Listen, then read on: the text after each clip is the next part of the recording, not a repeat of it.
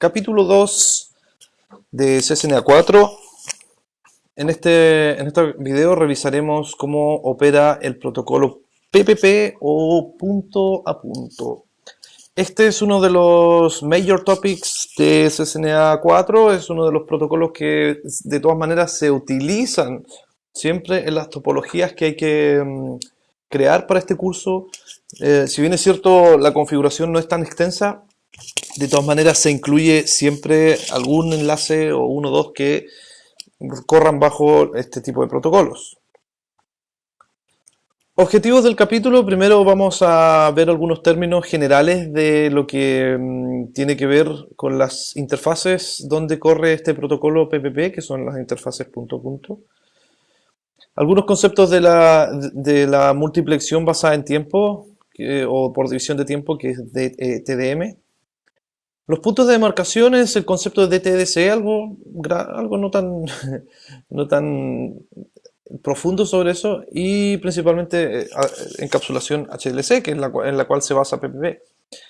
Luego vamos a entrar de lleno en lo que es PPP, incluyendo los subprotocolos que contiene este protocolo punto a punto, que serían Link Control Protocol, LSP, Network Control Protocol, NSP, y Internet Protocol Control Protocol, como es IPCP. Luego vamos a ver cómo se configura una interfaz PPP y explicar finalmente cómo funciona la encapsulación, la autenticación. Bueno, aquí vamos a empezar a conocer cómo operan las conexiones seriales. Entonces, yo creo que todos ustedes ya saben, esto es simplemente un review, saben que la diferencia entre una conexión serial y paralela es simplemente que los bits en el enlace serial se van mandando uno tras otro en forma de serie, mientras que en el mundo paralelo se envían simultáneamente dependiendo de algunos factores como pueden ser la cantidad de canales disponibles, el ancho de banda y cosas similares. Nosotros vamos a trabajar bajo un modelo de conexión serial, porque así funcionan nuestras interfaces que habitualmente conectamos entre dos routers. Se denominan seriales porque los bits que hay dentro fluyen de manera sucesiva uno detrás de otro. Uno de los conceptos que hay que tener claros para comprender cómo funciona la comunicación en un enlace serial punto a punto es TDM. TDM es un tipo de multiplexión que en realidad es uno de tantos que existen, en el cual se genera una, como su nombre lo dice, división del tiempo. Bueno, TDM significa Time Division Multiplexing. Si recordamos desde CCNA 1, la multiplexión es un concepto muy simple que básicamente responde a la pregunta de cómo enviamos datos a través de un único medio físico, que viene a ser nuestro cable ahí, suponiendo que este es un switch. Un único medio físico sabiendo que tenemos orígenes distintos. ¿Bien? Si no existiese la multiplexión, cuando la máquina 1 envía un mensaje a través de la red, nadie más podría usar el medio hasta que la máquina 1 completó su envío. Y eso podría tardar un par de minutos, horas, días, incluso si es que el ancho de banda es muy bajo y el archivo que se está enviando es muy grande. Entonces, para solucionar ese problema es que existe la multiplexión, donde en determinado periodo de tiempo, puede ser bajo TDM, se asignan conexiones o paquetes pequeños que van siendo enviados simultáneamente, bueno, en realidad no simultáneamente, sino que da la impresión de que fuesen simultáneos, pero permiten ocupar simultáneamente un medio de transmisión, eso sí. Eso se conoce como multiplexión. Bueno, el tipo de multiplexión llamada TDM, lo que ocurre es que se genera un canal compartido donde se va asignando slot de tiempo, o ¿cómo podríamos traducir eso? Sería simplemente un espacio de tiempo determinado que los distintos hosts de origen, estos son los origin source, tienen asignados para poder transmitir. Y en base a ese tiempo se realiza la transmisión efectivamente. ¿Ok? Un ejemplo de TDM son, por ejemplo, las líneas T1E1 y líneas ICDN, si se alcanza a ver ahí en el slide. ¿Ok? Así que, básicamente, lo que hay que saber respecto a TDM es que la unidad multiplexora, o el MUX, que genera la multiplexión, asigna un pequeño slot de tiempo para cada uno de los nodos orígenes. Y estos se van repartiendo el tiempo para ir compartiendo el medio en común. Otro concepto que vale la pena explicar, que de alguna manera ya lo habíamos mencionado en el capítulo 1, es lo que corresponde al punto de demarcación. El punto de demarcación simplemente es donde se divide la responsabilidad de un proveedor de un ISP, por ejemplo, respecto a la responsabilidad del cliente. Ese punto de marcación tiene distintos lugares, dependiendo de la regulación existente en el país donde se encuentre, pero por ejemplo, en Estados Unidos, el punto de demarcación corresponde al... Fuera desde el DCE, en este caso, por ejemplo, acá tenemos un router, ¿sí? Que este es propiedad del cliente, está instalado, podemos decir, la casa del cliente, ¿cierto? Y dentro de la misma ubicación del cliente se instala la CSU-DCU que va a controlar el enlace finalmente hacia el proveedor. Es entre el DCE y la oficina de telecomunicaciones, ¿sí? O la Central Office, de ahí viene CO, que se establece el punto de demarcación. Fíjense que el local loop es esto, ¿eh? Ese es el bucle local. Acuérdense del video anterior, decíamos que el bucle local o la última milla es el enlace físico que va desde la central telefónica, en este caso, o la Central Office de telecomunicaciones, telco, hasta el cliente. Esto se denomina última milla o local loop. Entonces, en el caso de Estados Unidos, el punto de marcación está en algún lugar entre ese mundo. Ahora, internacionalmente, el DCE queda bajo la responsabilidad total del proveedor, siendo que solamente en el cliente se instala un dispositivo terminal como es DTE y la demarcación ocurre mismo. Bien, esas son cosas generales que hay que explicar respecto a ese tipo de situaciones. Acá hay un concepto que quizás puede haber ocurrido, que desde CCNA1 no se había explicado con claridad y que corresponde a DTE-DCE. Todos sabemos que al conectar dos routers entre sí, tenemos un cable, que es el cable serial, ¿cierto? Y que uno de los lados se debe configurar un clock rate. De hecho, en Packet Tracer también sabemos que aparece un relojito indicando que ese es el lado que lleva la sincronización. Entonces decimos, por norma, que es en el lado DCE que se configura el clock rate y es en el lado DTE quien asume la sincronización del enlace. En otras palabras, el DCE, que es el Data Controller Equipment o equipo controlador de datos, siempre va en el lado del proveedor de Internet, del ISP, porque se supone que es el DCE quien físicamente va a setear la sincronización o el ancho de banda real de ese enlace, por ejemplo 256 kilobits por segundo. ¿Ok? Y esos 256 kilobits por segundo se configuran únicamente en el DCE y es el DTE quien asume esa configuración.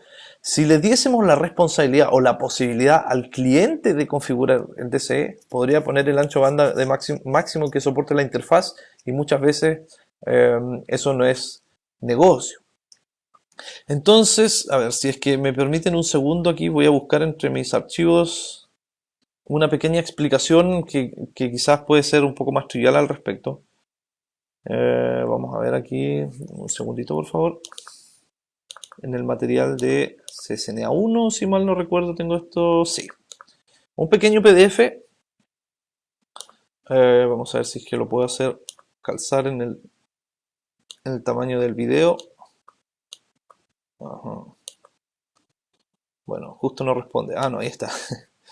Este es un pequeño documento sobre la configuración de enlaces seriales. Vamos a aumentar un poquito, creo que todavía da hasta 90. ¿Sí? Ahí ya está suficientemente claro. Sobre la configuración de enlaces seriales en router Cisco. Lo que ustedes ven en pantalla, eso ya es conocido para ustedes, ¿cierto? Configuramos el DCE y el DTE en un enlace serial donde el clock rate se setea en el DCE y simplemente eso. Ahora, lo que tienen que recordar y asumir es lo siguiente.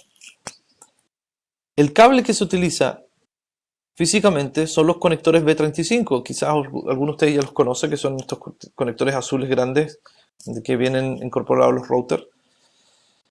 Y físicamente, depende del lado del cable que se conecta al router, se va a determinar cuál es DCE y cuál es DTE. Si el cable se invierte, quedaría el otro extremo de la topología, el otro router comandando el enlace y la sincronización, por lo tanto sería el DCE.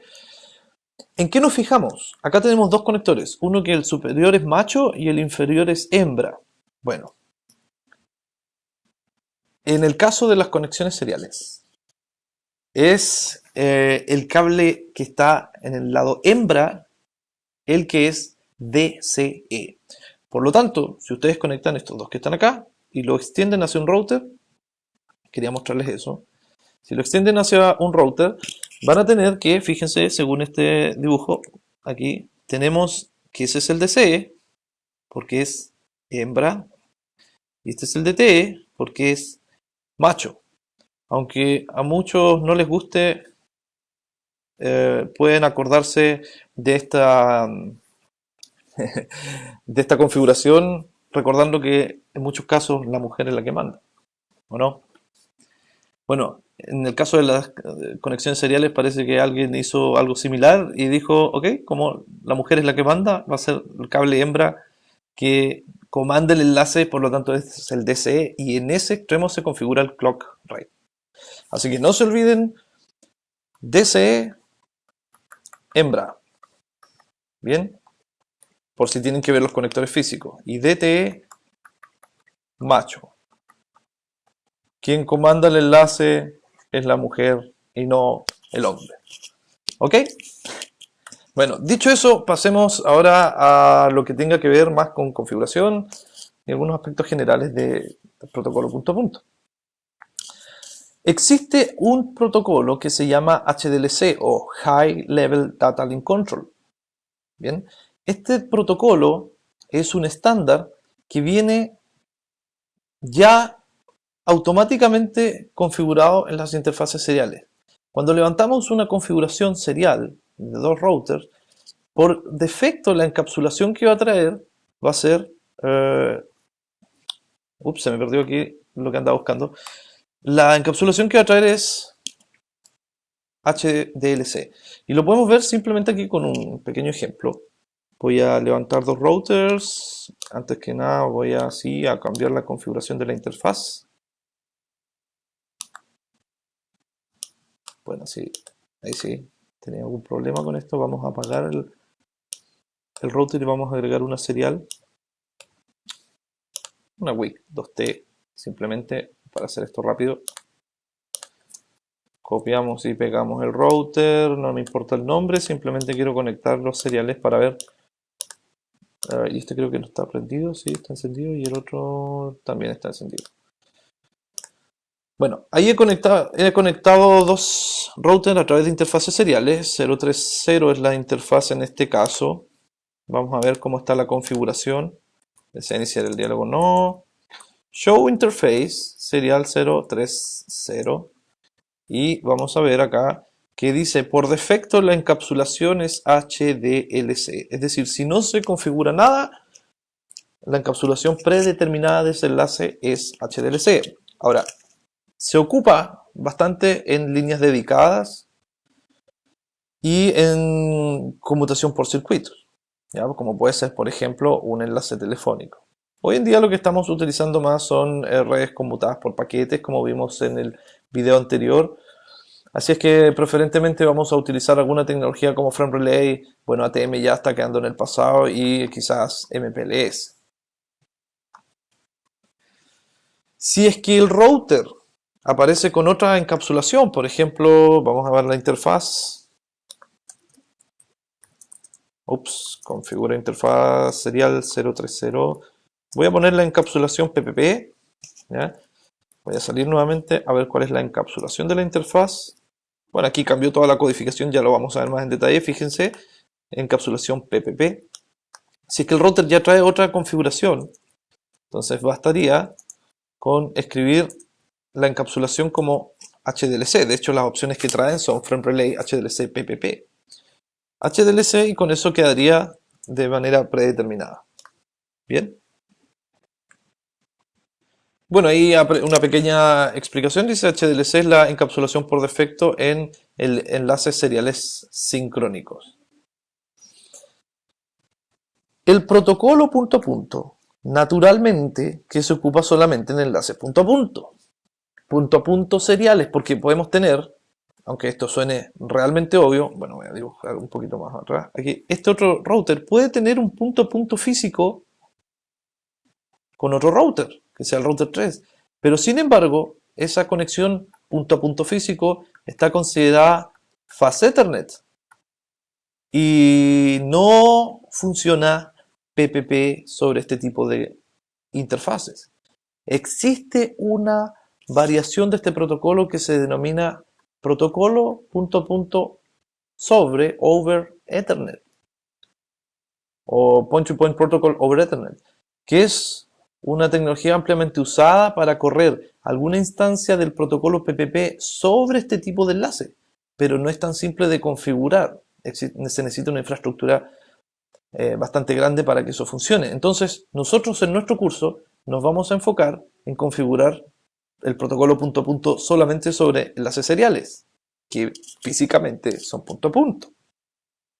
La diferencia, donde yo quiero que vean la obviedad de esto, es que aunque físicamente este enlace que estoy dibujando entre router 2 y 3 es un punto a punto, a nivel lógico se considera una red de acceso múltiple, multi-access, ¿sí? Al ser Fast Ethernet. Este router no tiene idea que en el otro extremo hay solo un router. Puede que haya un switch que este router no detecte y que haya un tercer router aquí. Entonces, para evitar confusiones, el router solamente toma su interfaz Fast Ethernet como multiacceso y sobre las redes multiacceso no corre PPP. Bien, dicho eso, nuevamente reiteramos, HDLC es el método de encapsulación por defecto entre router Cisco. Ya se lo van a preguntar en alguna prueba. Ustedes ya lo saben. Y si tenemos dos routers Cisco, bueno, la idea es utilizar HDLC, no hay problema. Pero si un router es Cisco y el otro es de alguna marca X, se puede utilizar PPP para conectar con ese router, ya que es parte de un protocolo estándar. PPP tiene algunos componentes, entre los que destacan HDLC, una cabecera HDLC porque es en la cual se basa PPP, un componente denominado Link Control Protocol y un componente denominado Network Control Protocol. Son importantísimos ambos porque a nivel conceptual operan en distintas capas. Y ya el nombre de estos subprotocolos o subcapas nos indica más cerca de qué capa están. Veamos aquí un pequeño detalle, voy a ver si es que puedo aumentar un poco, ahí sí creo que se ve mejor. Miren, tenemos acá la capa física, ¿sí? Capa 1 del modelo OSI, capa 2, enlace de datos, capa 3 de red. Recuerden que la capa 3 de red se gestiona lo que es direccionamiento IP y todo lo que ocurre ahí. Ahora, PPP funciona entre la capa 2 y 3. 2 y 3. ¿Por qué? Porque tiene algunos componentes que están más cerca de la capa de red, que viene a ser aquí, a ver si es que podemos tirar una pequeña raya aquí, y otros componentes que están más cerca de la capa de enlace de datos. Entonces, si tomamos como referencia el nombre de los protocolos, tenemos NSP, LSP. Network Control Protocol ya sabemos que corresponde más cercano a la capa 3. Y Link Control Protocol o protocolos de control del enlace está más cercano a la capa 2.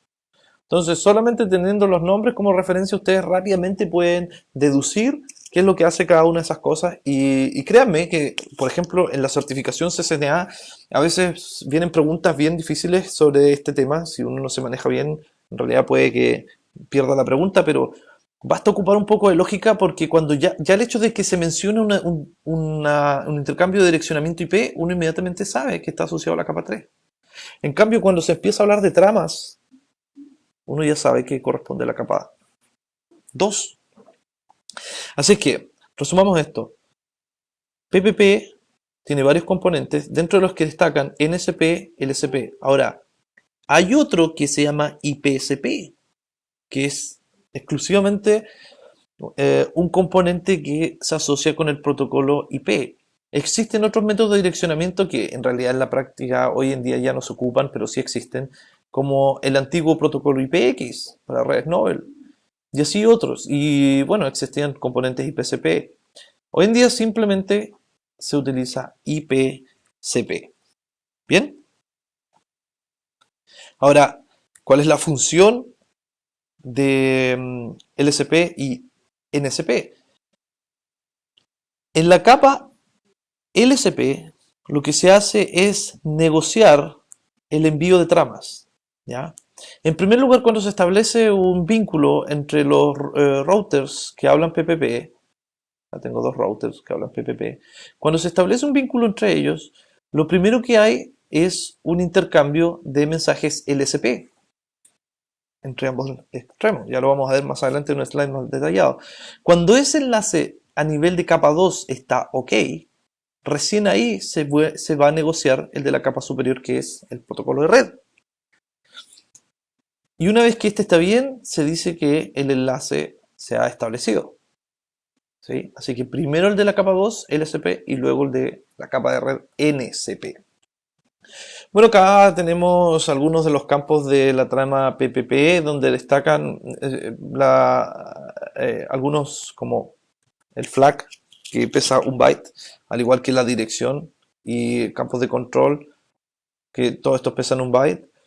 El tipo de protocolo, que pesa 2, y bueno, vale destacar que dentro del campo data, que es variable, viene encapsulada la información de las capas superiores, al igual que en una trama de tipo Ethernet.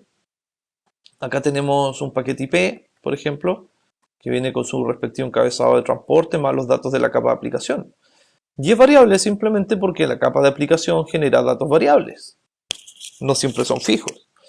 Y finalmente, esto es importante, viene un frame check sequence, al igual que en Ethernet, o secuencia de verificación de trama, que permite que cuando una trama se envíe desde un usuario a otro en la red o de un router a otro, esa trama sea primero calculada y en el otro extremo se realiza una verificación de integridad, si es que acaso esa trama llegó defectuosa o no.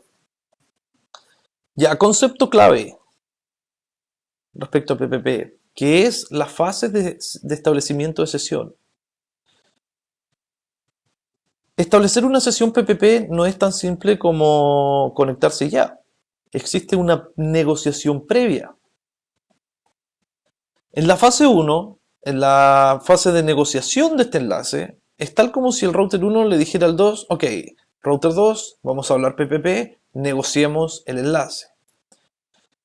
En la fase 2 se determina la calidad del enlace. Entonces los dispositivos dicen, bueno, podríamos discutir entonces algunos detalles sobre la calidad o quizás no, por ejemplo, que exista compresión, ¿ya? Puede ser que exista compresión y puede que no. O algún otro tipo de característica de calidad. Y en la fase 3 viene la negociación del protocolo. Entonces dice, ok, el protocolo de red me refiero. Dice, fase 3, bueno, ya negociamos, esto corresponde a, vale destacar, la fase LSP, negociación de capa de enlace, y cuando esto está ok, dice, bueno, entonces dejaré a la subcapa NSP que, que interconecte y que intercambie también los detalles de capas superiores. Básicamente lo que ocurre es que la capa LSP es la que negocia todo, ¿sí? Lo que va a ocurrir más adelante cuando veamos el cifrado de datos es que en esta capa LSP también ocurre la autenticación a nivel de capa 2. ¿Bien? Acá tenemos un proceso detallado de cómo funciona el protocolo de control de red o Network Control Protocol. En el paso 1 se envía una solicitud de configuración. Este es el, llamemos router 1, router 2. Router 1 envía un mensaje LSP de capa 2. De hecho, los que están en azul son de capa 2 LSP y los que están en rojo son de capa 3. R1 envía esta solicitud, a lo que R2 responde con un acknowledge, un acuse de recibo del mismo tipo. En ese caso, cuando se aceptó la negociación LSP, se inicia el protocolo IPSP para solicitar una dirección IP y en ese caso, ya hay intercambio de datos IP. Esto que está acá, podemos definirlo en la siguiente fase. Primero hay una negociación LSP, luego viene la negociación NCP, dentro de la cual es parte IPSP, y sucede efectivamente el envío de datos IP. ¿Cuál es este envío? Por ejemplo, que un ping funcione de un lado a otro. ¿Bien? Si es que ese ping no funciona, quiere decir que hay probablemente un error en la capa NCP. Y en el caso de que se quiera terminar el vínculo IP, simplemente se envía una solicitud de término IP y entre lo cual el router del otro extremo responde con un acknowledge o un acuse de recibo y ya no hay más tráfico IP. Y luego se termina el enlace a nivel de LSP y fin del enlace. Entonces, para resumir este slide, paso 1, LSP envía los datos. Cuando el otro extremo dice OK, entonces el router 1 negocia NSP. ¿Ok? Y en ese caso, el enlace está establecido. Como la capa inferior es LSP y la capa superior es NSP, digamos que estamos arriba en el protocolo 3, en la capa 3. Entonces, cuando hay que terminar el enlace, lo primero que ocurre es, nuevamente, se envía una señal NSP para término. Y luego se envía una señal LSP para término. ¿Sí? Esa es la lógica de la estructura de los protocolos, de los subprotocolos de PPP. Bueno, acá hay algunos parámetros como negociar la calidad del enlace PPP. Vamos a ver si es que hay aquí. La verdad es que el slide que escogí no es muy, no es muy claro. No se nota muy bien. Pero básicamente al ejecutar el comando show interface serial 00 podemos ver que la encapsulación PPP está en estado LSP open. ¿Ya? Es decir, no hay todavía una negociación a nivel IP. Está ocurriendo justamente LSP. Y también se puede configurar algunos de los otros parámetros como la compresión y ese tipo de cosas, que son simplemente opcionales, nosotros no lo vamos a configurar. Bueno, esto sí que les puede ayudar, que son los comandos que les va a permitir verificar en caso de que ocurran problemas. Aunque, permítanme decirles, PPP es fácil de configurar en la práctica, siempre van a haber errores. Porque es muy fácil equivocarse también al configurar PPP, sobre todo cuando trabajamos con autenticación. Entonces, pueden anotar estos comandos que les van a servir muchísimo. Show interfaces serial, tanto. Sobre todo el tercero. Debug PPP. Y bueno, undebug all para terminar el proceso de debugging. Lo que hace debug PPP es que va a mostrar directamente en la consola el tráfico del protocolo punto a punto y la negociación que se está llevando a cabo para que funcione el enlace.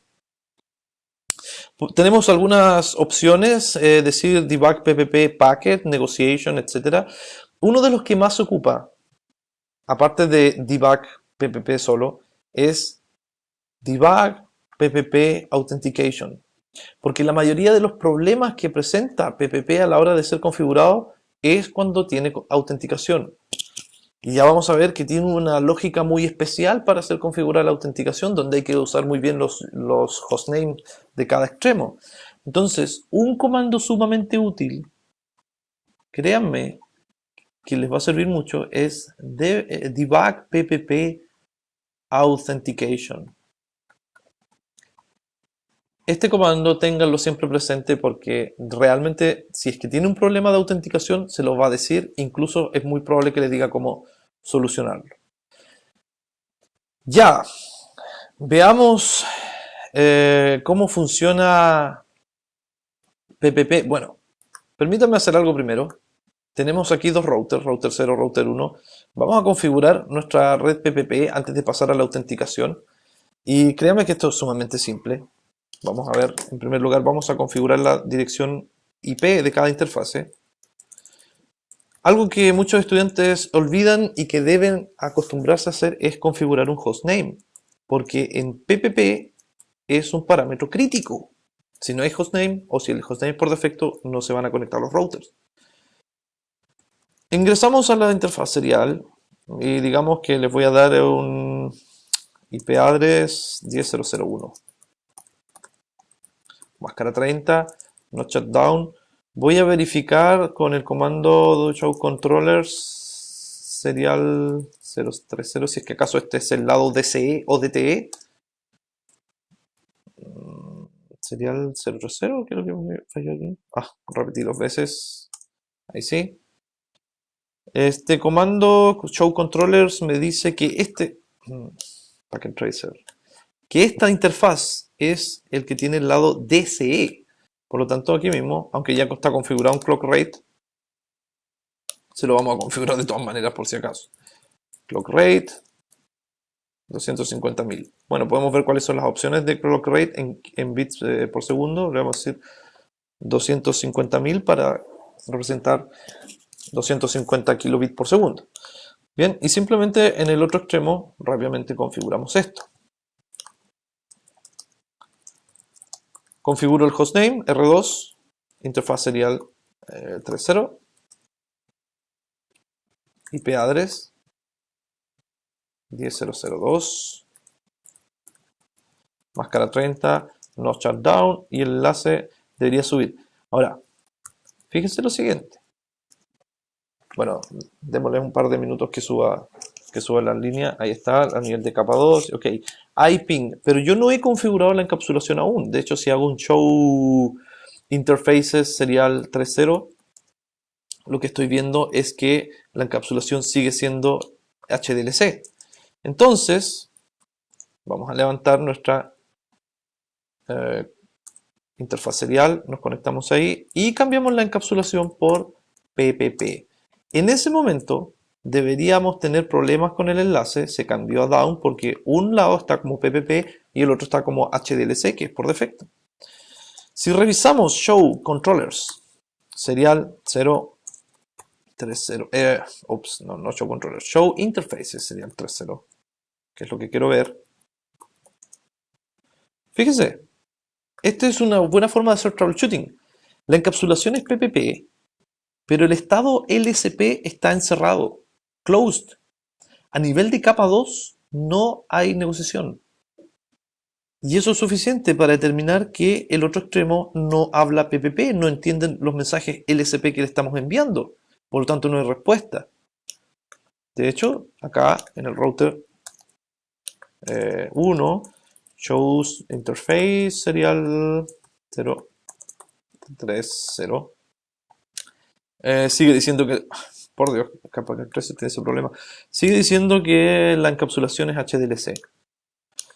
Entonces, vamos a ejecutar debug PPP, a ver qué es lo que nos muestra de packet. ¿Okay? ¿Qué es lo que nos muestra el protocolo PPP? Dice, a través de la serial 00 se está enviando un mensaje y la verdad es que no hay nada, porque el otro extremo no responde. Vamos a cambiar la encapsulación de la interfaz en router 1.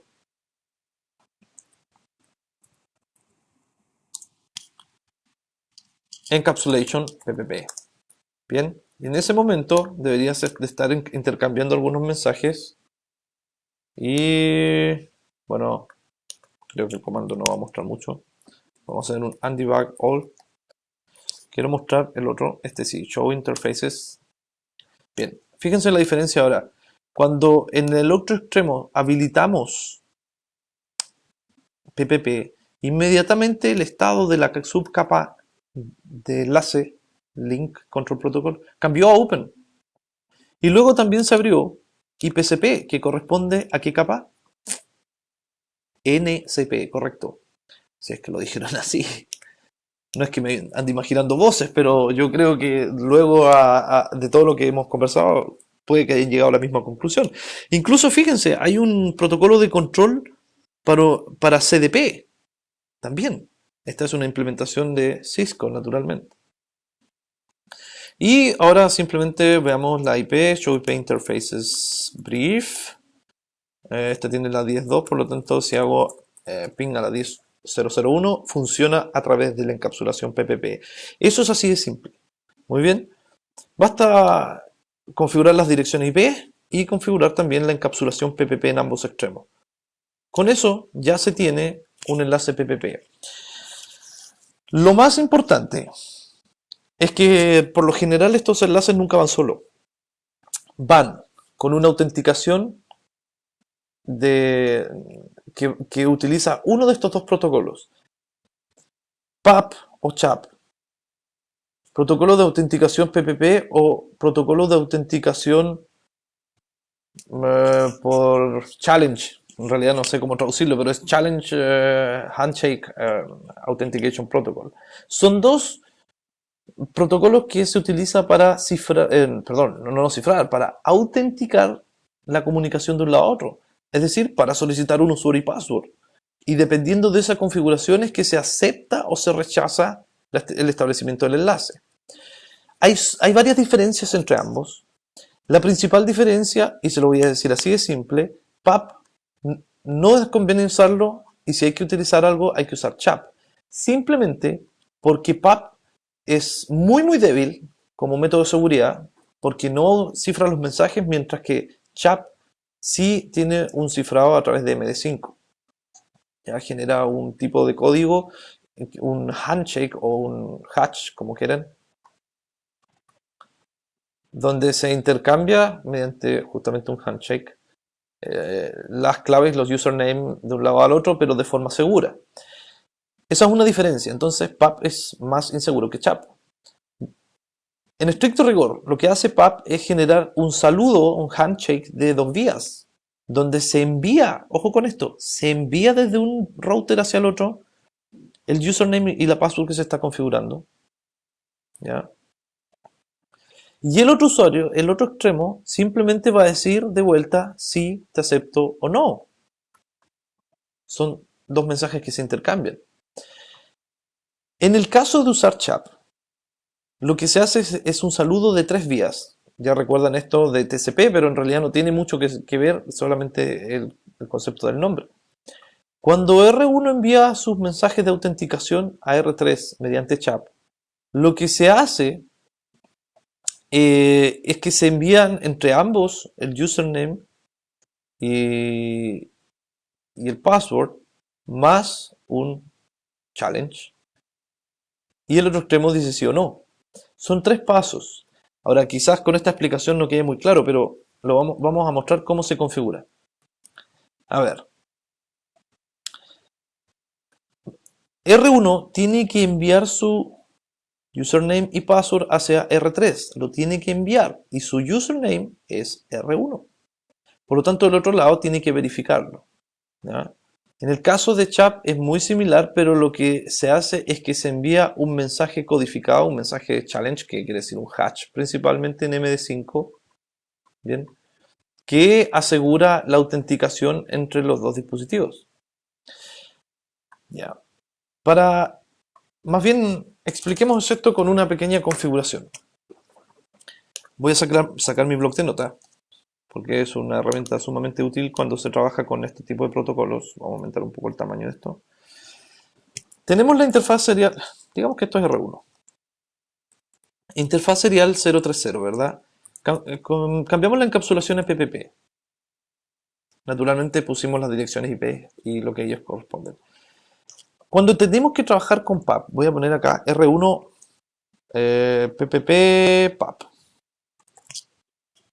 Protocolo punto con autenticación PAP.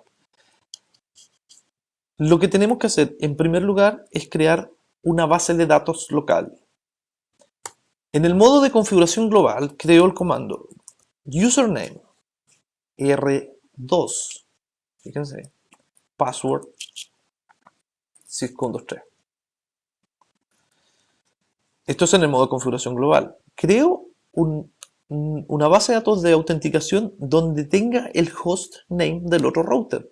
Este es R1, estoy configurando en R1. Vamos aquí a mi topología, aquí. Este es R2. ¿Ya? Lo que tengo que hacer es que en R1 voy a crear una base de datos de autenticación donde el host remoto se pueda validar con su propio username en mi máquina. Luego vamos a decir PPP dentro del modo de interfaz. Authentication PAP. Con eso habilitamos la autenticación PAP. Y este es el comando que es importante que diferencia tanto PAP como CHAP. PPP PAP send username R1 password 623.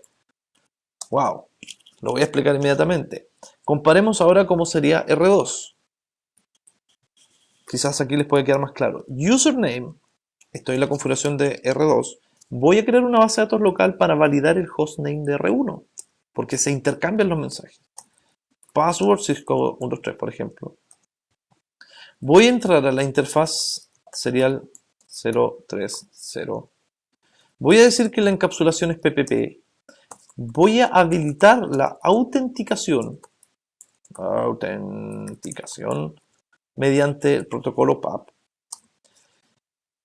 Y le voy a decir que voy a enviar PPP PAP mi username, sent username o nombre de usuario enviado hacia el otro extremo, que es lo que va aquí, digamos ustedes, R2. Donde escribí, por ahí arriba, miren el cursor. Por Dios, R2, ahí sí. R2, password Cisco 123. Revisemos esta configuración. En primer lugar, bueno, pueden poner pausa si quieren al video y copian estas configuraciones que vamos a hacer, porque sí o sí las van a tener que usar, se los aseguro. Voy a la interfaz de acá, voy a salir para que esto quede más claro. Estos son los comandos que tengo en el modo de configuración global. Voy a copiar y voy a pegar. ¡Tarán! Listo, muy bien. En este momento, si ejecuto un debug ppp authentication, deberíamos ver algunos mensajes de que la autenticación está siendo rechazada porque el otro extremo no tiene autenticación. ¿Ya? Bueno, puede tardar algún rato o simplemente puede que no se muestre. Lo voy a dejar corriendo de todas maneras. Voy a levantar el otro extremo con autenticación y voy a copiar y pegar estos comandos que yo aquí configuré para R2 en el modo de configuración global. Ok, y aquí sí debería haberse levantado el enlace. Veamos lo que dice este. Aquí sí tenemos algunos mensajes de la autenticación PPP. Fíjense, se está utilizando el hostname para PAP y se está utilizando el password para PAP que nosotros seteamos. La fase de PAP es Forwarding Authenticating Peer, y aquí se levantó efectivamente, no se alcanza a ver muy bien, pero dice Change Status to Up. Vamos a ver si es que puedo mostrar la ventana aquí un poco. Un segundo. Ahí sí, cambió el estado del enlace a Up. Bien, entonces eso es porque coincidió la autenticación en ambos lados. Y voy a ejecutar un ping desde esto hasta el otro lado y efectivamente funciona. Show interfaces serial 030. Y aquí vemos que no me gusta cuando Packet Tracer bota o baja la ventana. Y acá vemos que la fase IPCP está establecida porque la autenticación fue validada correctamente. Entonces, volvamos a la configuración que nosotros ejecutamos.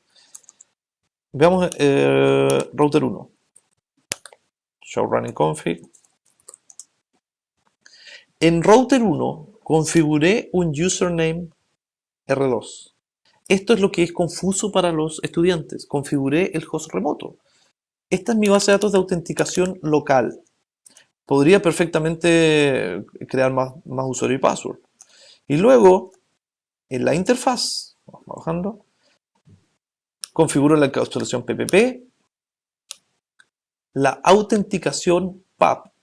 Y le voy a decir a mi router 1 que voy a enviar el username R1 hacia el otro lado. Send username es mi propio nombre de usuario que va a ser enviado hacia el lado contrario. Por lo tanto, la lógica indica que en la base de datos local del otro router de R2 debe existir creado el nombre de usuario R1 con password syscon23. Entonces, si vamos acá, damos show running config, efectivamente tenemos un R1 con password syscon23. Bien. Ahora, ¿qué pasa si la autenticación fuese CHAP? Esto es mucho más simple. Y lo voy a escribir aquí un poco más abajo. Vamos a ordenar un poco esto para que quede más claro. PPP, PAP. Voy a borrar esto de aquí. Ahí sí. Y ahora voy a mostrar cómo quedaría PPP con CHAP. Básicamente, voy a tomar estos mismos datos de acá, solamente como comprobación para ustedes.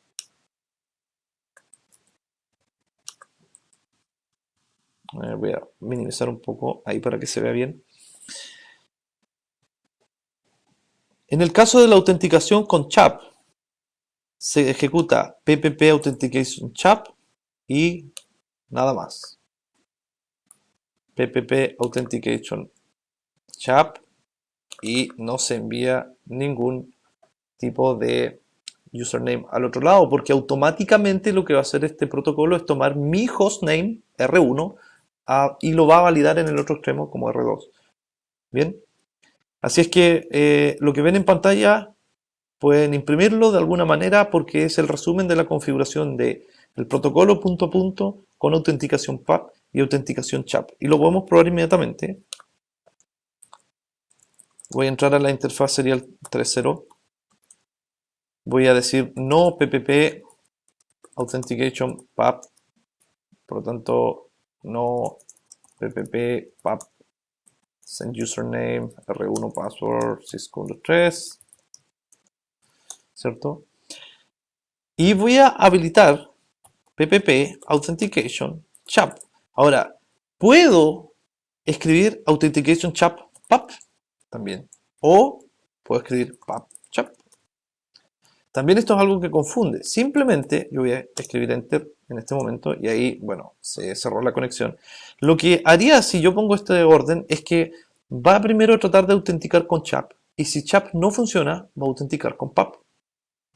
¿Sí?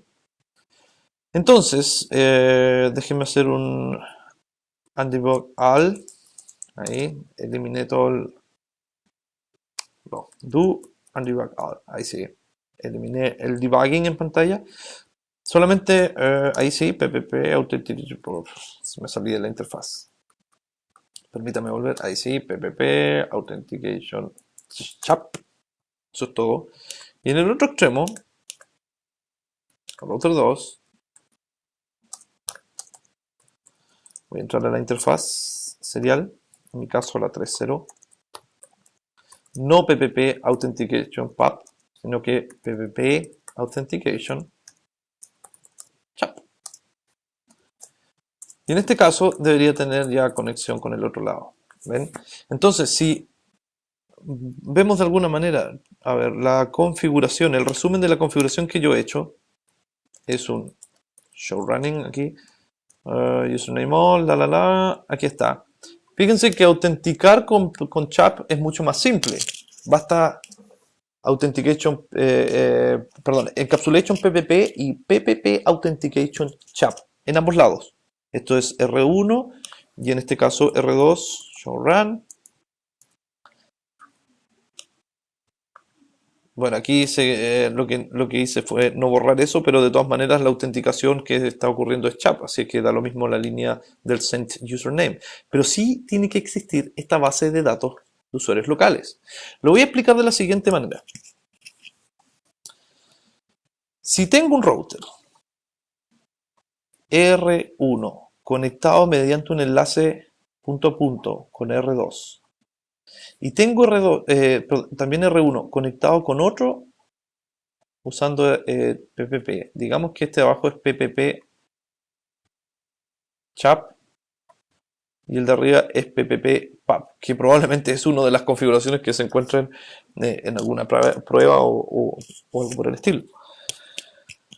Respecto a las bases de datos locales, tengo que crear en R2, aquí vamos a dibujar esto, la base de datos local con el comando username R1 password 123. En R1, la base de datos que yo voy a crear con el comando username va a ser username R2 password 123 y también username R3 password 456. Porque resulta que, bueno, me falta además la última, antes de explicarlo, la última que es en R3, voy a crear mi username R1 password 123. No, password 123, password 456. Ahí sí. ¿Qué es lo que ocurre? En el caso de arriba, entre R1 y R2, R1 al usar PAP va a enviar su propio nombre de usuario, nombre de hostname hacia R2 y R2 tiene que tener esa información guardada en su base de datos local para poder validarla y decir, ok, sí, te valido. Lo mismo R2 va a enviar su hostname hacia R1 y R1 debe tener esa información en su base de datos local. En el caso de PAP con CHAP es exactamente lo mismo. R1, cuando envíe sus datos hacia R3, deben estar guardados en la configuración de R3, si no, no se puede validar. Y R3 va a enviar su configuración de autenticación hacia R1 y por lo tanto en R1 debe existir la línea que acepte a R3 como usuario válido. Este concepto es algo que confunde muchísimo a los estudiantes. Entonces, por favor, nuevamente les voy a mostrar la configuración que hicimos. Vean ustedes que aquí tenemos PPP PAP y aquí tenemos PPP CHAP. Los mismos routers, dos configuraciones distintas. Analícenlo. Recuerden solamente que en el caso de PAP, ustedes manualmente tienen que enviar su propio hostname al otro lado. Y en el otro lado, en router 2, ese hostname tiene que estar creado. Bien, lo mismo en el caso de router 2. Router 2 envía su propio hostname. Esto es un poco redundante y eso es uno de los problemas de PAP. Y ese hostname está validado acá arriba en R1. En el caso de CHAP, simplemente se pone la autenticación como CHAP y el router automáticamente tomará el hostname local R1 y lo va a intentar validar en el otro router. Así es como funciona este protocolo PPP. Bien. En resumen, PPP es un protocolo bastante utilizado en las redes WAN, muy utilizado, porque provee, bueno, conexiones de redes LAN a WAN utilizando múltiples protocolos. Tiene la sesión de establecimiento en 4 fases. Primero se establece el link, se determina la calidad del link si es que es necesario hacerlo. Luego viene la configuración de red, porque la anterior corresponde a LSP. Luego viene la configuración de los protocolos de red NSP, donde se incluye IPSP. Y finalmente viene la terminación del enlace si es necesario. Encapsulaciones por defecto, HDLC, que es la que vienen los enlaces seriales, y la encapsulación PPP que se configura manualmente. La autenticación de PPP sucede con dos protocolos, PAP y CHAP. PAP es un protocolo de saludo de 2 vías, mientras que CHAP es de 3 vías. PAP es más inseguro que CHAP, mientras que CHAP claramente es más seguro. Por lo tanto, se recomienda utilizar CHAP y no PAP, si es que fuese posible. El comando debug ppp authentication va a servir para determinar si hay algún problema en la autenticación de este enlace. Y el comando show interfaces, como lo vimos, se muestra el estado de LSP y el estado de NSP si es que está closed o open. Bien. Bueno, eso ha sido brevemente la configuración de PPP, que vuelvo a comentarles, es uno de los protocolos que ampliamente se utilizan en enlaces seriales cuando tenemos conexiones punto a punto. En el capítulo que viene, a continuación, capítulo 3, tocaremos un tema que a veces cuesta un poco más, que es Frame Relay. Frame Relay es la encapsulación que se utiliza para topologías de acceso múltiple en una red WAN. PPP, permítanme que dibuje aquí, funciona cuando tenemos un punto a punto. ¿Ya? Aquí trabajamos con PPP. Pero en una red WAN también podemos tener una conexión con una nube, un ISP, y tener múltiples destinos. ¿Sí? Router 1, 2 y 3. Entonces, esta misma interfaz sirve para alcanzar dos destinos simultáneamente. Y en ese caso, claramente, no nos sirve un protocolo que se llame punto a punto. Porque esto viene a ser prácticamente un punto a multipunto. Bien, bueno, de eso vamos a hablar en el capítulo número 3, que pertenece a Frame Relay. Espero que les haya servido la información y nos vemos en la siguiente sesión.